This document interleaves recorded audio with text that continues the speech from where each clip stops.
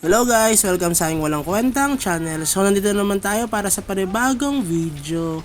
Ngayon guys ay bago tayo mag-change class, pero matagal pa naman, siguro mga 20 days pa kasi hindi pa nga ako nakakakuha ng mga materials doon sa pag-craft ng ating fourth wing. Kasi balak natin bago tayo mag fourth wing, mag-change class tayo dahil nga kailangan natin para mas mura syempre, 'di ba? Kasi papalitan ko pa itong wing ko na third wing.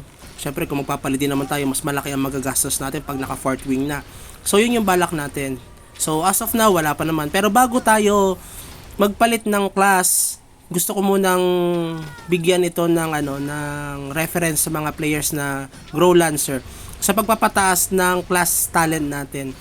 No, para sa akin guys, kung gusto mo para sa akin ang una nyo patatasin dito yung max weapon at saka yung minimum max weapon. Diba? Yun yung kailangan nyo patasin muna dito sa class talent. Kasi yan yung magpapataas yung range ng damage output nyo doon sa mga players at the same time sa mga red boss. So importante yan na yan muna ang pataasin nyo guys. Kasi kailangan nyo talagang i-level up. Nagbe-message yung lalabs ko, no? So miss na siguro niya ako. Tapos yung hit up nyo, wag nyo muna siyang masyadong patasin dahil hindi naman siya kailangan eh. Lalo na kapag kayo ay magre-red boss lang. Ito patasin nyo yung minimum weapon at saka yung max weapon attack up. Kasi dyan nagre-range yung damage output nyo doon sa red boss. At the same time sa sa damage nyo sa mga PvP. No, importante yan. Kasi yung hit up, lalo kung low level pa lang kayo, wala pang, pang counter yan sa defense success rate. Tapos syempre i-level up nyo itong dash kahit level 1 lang dahil isa yan sa mga importanteng skill natin. Yan yung bigla ka na lang lalapit doon sa mga kalaban natin, no? So maganda yan, importante yan. Tapos patasin nyo to, importante ito pagkatapos nung dalawa na yun or tig 5 lang sa minimum o tsaka sa maximum, patasin nyo na agad itong STR up dahil lalo STR type tayo, hindi, mix tayo STR tsaka AG, pero more on AG tayo guys. Pero importante ito para makasabay tayo sa damage output sa mga kalaban para mas malakas ang damage natin, pataasin natin tong STR up. Isa to sa mga factor kung bakit napapatay natin yung mga Blade Knight, 'di ba? Dahil nga makukunat yung mga yun guys, napakakunat nila. Pero dahil dito sa STR up, tayo ay nakaka-penetrate doon sa kanila. Tapos yung combo damage up, although ito ay level 5 lang, hindi ko siya na max dahil nga mas may importante akong kailangan i-level up.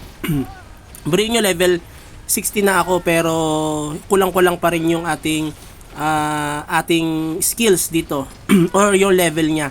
So patataasin pa rin natin yan dahil tumigil lang tayo. So ngayon patataasin natin siya ulit at ito ang kukuhain natin yung combo up.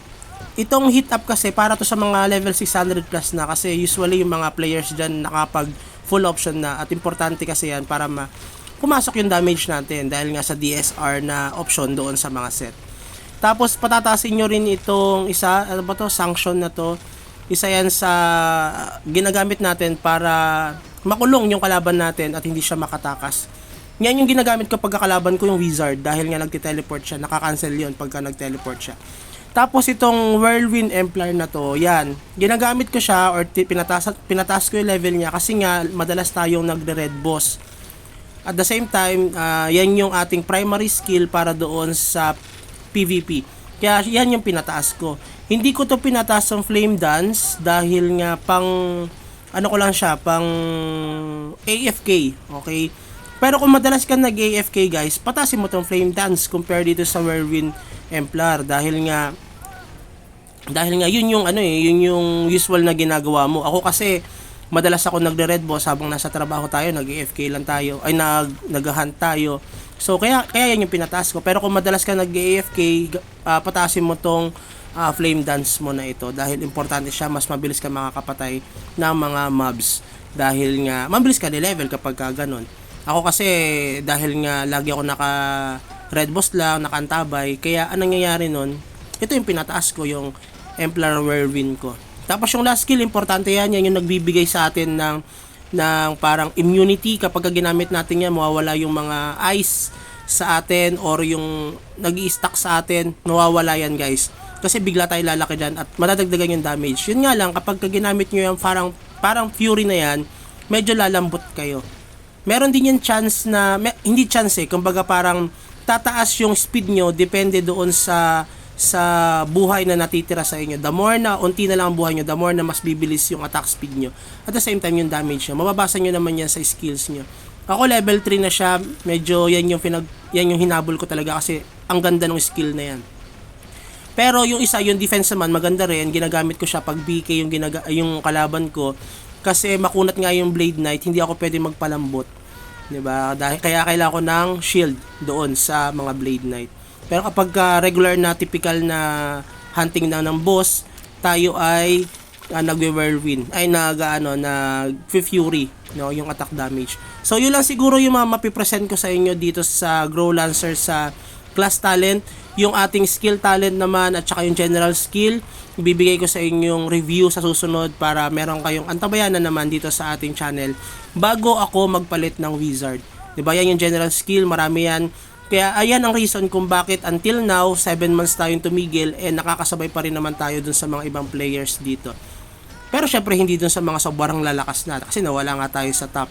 Tapos hinahabol nga natin yung ating Florites. Kayo ba guys? Kayo mga Grow Lancer, ano ba yung mga pinataas nyo dito sa Grow Lancer nyo? Dito sa Retribution na skills kasi ako, yun ang ginamit ko. Hindi ako nag-rat na skill talents dahil nga para sa akin more on PvP ako at more on red boss hunting tayo.